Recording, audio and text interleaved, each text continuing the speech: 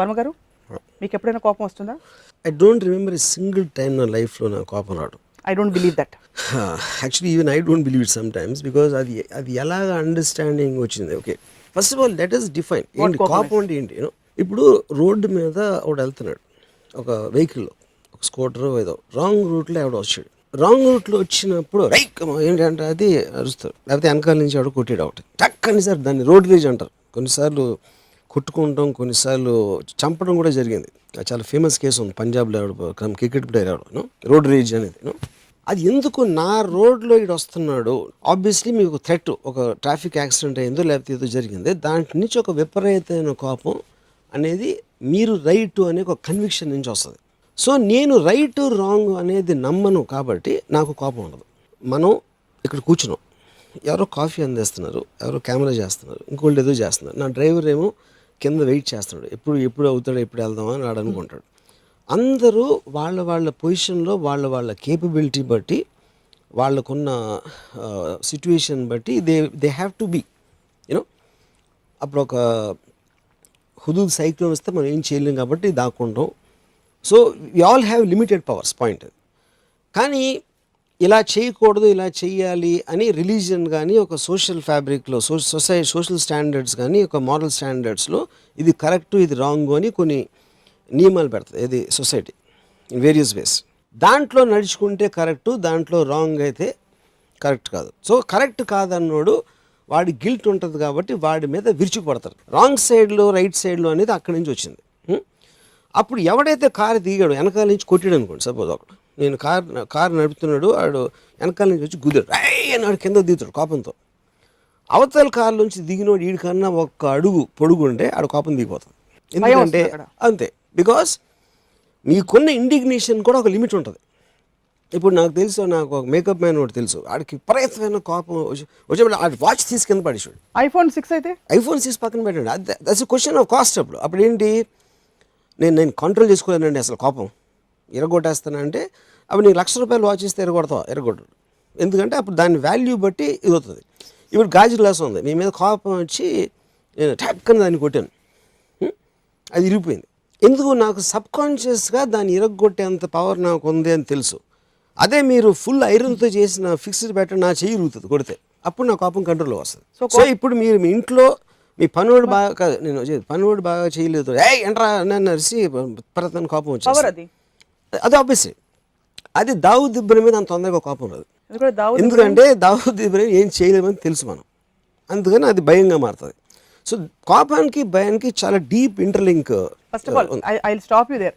మీకు అస్సలు కోపం రాదన్నారు, సపోజ్ హైపోథెటికలీ నేను మీకు అసిస్టెంట్ డైరెక్టర్, రేపటి షార్ట్స్కి అన్ని ఫైల్స్ నా దగ్గరే ఉన్నాయి, 7 గంటల కాల్ షీట్, నేను 12 గంటలకు వచ్చాను అనుకోండి, మీకు కోపం రాదా నా మీద? ఇప్పుడు నా పరిస్థితి అర్థం చేసుకుంటారా? There is a line difference between కోపం అండ్ ఇరిటేషన్.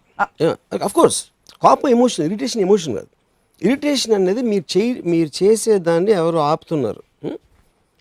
ఆపుతున్నప్పుడు నేను తెలిసే ఏంట్రా ఇది అంటాను, ఇంత పని చేస్తావా, అది కోపం. అంటే అది that is emotion driven thing, అది నాకు రాదు.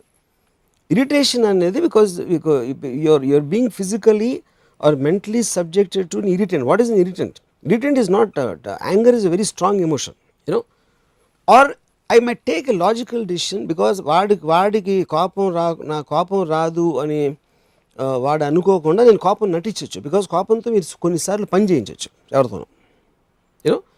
ఇప్పుడు చాలాసార్లు ఇప్పుడు ఇంకొక ఎగ్జాంపుల్, ఒక భార్యకి కోపం వస్తుంది భర్త మీద, ఏంటంటే ఇంటికి వచ్చాడా ఏంటి ఏదో నిలదొక్కుతుందని మాట్లాడతాం. అది ఎప్పుడు అవుతుంది, బికాజ్ నేను భార్యని, నన్ను చూసుకోవాల్సిన ధర్మం నీకుంది అని ఆ గిల్ట్ ఆస్పెక్ట్ మీద షీల్ ప్లే అప్ ద కోపం.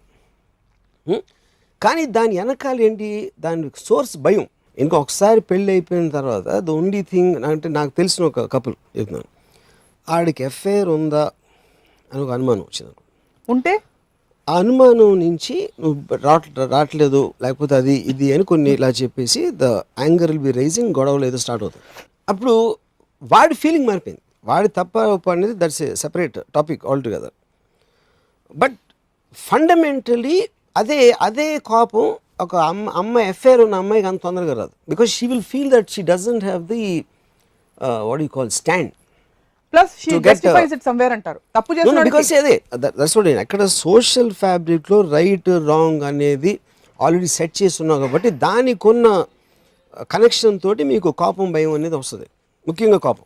అవును, నాకు ఎందుకు వస్తుందని కాదు, right of indignation which is called. ఇప్పుడు ఒక పాము ఉందనుకోండి, సపోజ్ పాము కలిస్తే చచ్చిపోదని తెలిసినావు, అప్పుడు నేను ఆ పాముని స్టడీ అయినా చేయొచ్చు, లేకపోతే పక్క నుంచి వెళ్ళొచ్చు, దాని నుంచి దూకటానికి ట్రై చేయొచ్చు, దాన్ని చంపచ్చు, కానీ కోపం రాకూడదు. భూమి కలుస్తుందా అని అంతే, ఎంత స్టూపిడో వాడు ఎవడైతే ఏం చేస్తున్నాడో వాడు is coming with a certain thing. ఇది వాడి అవసరం కోసం వాడు ఏదో వస్తున్నాడు, వాడి అవసరం కోసం ఏదో చేసాడు, వాడికున్న పాయింట్ ఆఫ్ వ్యూలో ఏదో చేసాడు సంథింగ్. మీకు ప్రాబ్లం కాబట్టి you should take that thing out if you have the power, but you cannot lose your emotional thing. Okay, ఇంకోటి చెప్తాను మీకు. నేను నా wife when I was married we went to see a film అయిపోయిన తర్వాత మేము ఇంటికి వచ్చాం. అది మధ్యలో సినిమా బాగాలేదని ఒక అరగంట 40 నిమిషాలు చూసి వీ కేమ్ బ్యాక్. ఒక అపార్ట్మెంట్, అది ఒక డోర్ ఉంది దానికి. నేను బెల్ కొట్టాం, లోపల పని పిల్ల ఉండేది, ఒక 17-18 ఏళ్ళ అమ్మాయి. తలుపు తీయలేదు, ఈ గడి తీసుంది అంటే లోపల నుంచి గడి ఇస్తుందని అర్థమవుతుంది. మళ్ళీ బెల్ కొట్టేప్పటికి కొంచెం డీలే అయిన తర్వాత తను తీసింది తలుపు. మేము లోపలికి వెళ్ళి రత్న ఏమో తను కిచెన్ వైపు వెళ్ళింది, నేనేమో బెడ్రూమ్ వైపు లెఫ్ట్కి వెళ్తాను. సడన్గా ఐ హర్డ్ స్క్రీమ్, అరిసింది రత్న. చూస్తే ఒక మగవాడు అలా నడుచుకుంటే వెళ్ళిపోయాడు బయటికి. So obviously understood what's happening. So they are making out inside the kitchen whatever they doing. సడన్గా తలుపు కొట్టేసి గడి తీసుకునేప్పటికి they had no choice but to open the door. So వాళ్ళు ఏం ప్లాన్ చేశారు, ఓకే అక్కడ దాక్కుని ఇలా ఉంటే ఏదో ట్రై చేసి వెళ్ళిపోవచ్చు అనేది ఏదో అనుకుని ఉంటారు వాళ్ళు. ఇంక my wife started screaming at my that girl, what ever words. నేను తను మనం పని చేస్తుంది, తను సెక్స్ లైఫ్లో ఏం చేస్తుంది, ఎవరితో అఫేర్ ఉంది అని నన్ ఆఫ్ అవర్ బిజినెస్. ఒక పాయింట్. రెండో పాయింట్, మనం లేనప్పుడు తను వేరే బయట వాళ్ళని రానిస్తుంది, ఏదో వాట్ ఎవర్ తన యాక్ట్ అనేది మనకు సంబంధం లేదు. బయట వాళ్ళని రానిచ్చింది అనేది మన ఇంటి సెక్యూరిటీ ఆస్పెక్ట్ అని నువ్వు అనుకుంటే వార్నింగ్ అన్న ఇవ్వు, లేకపోతే పనిలోంచి తీసే. One of the two you can take a decision, but don't shout and scream and show anger.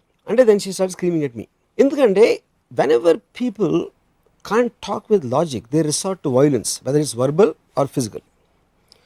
అప్పుడు అదే ప్లేస్లో ఒక మా ఫాదర్ ఎవరు ఉన్నారు అనుకోండి, అంటే I'm talking about a more stronger man, నన్ను కొట్టేవారు, అంతే డిఫరెన్స్ ఉంటుంది. Verbal or physical violence they both come from the same source.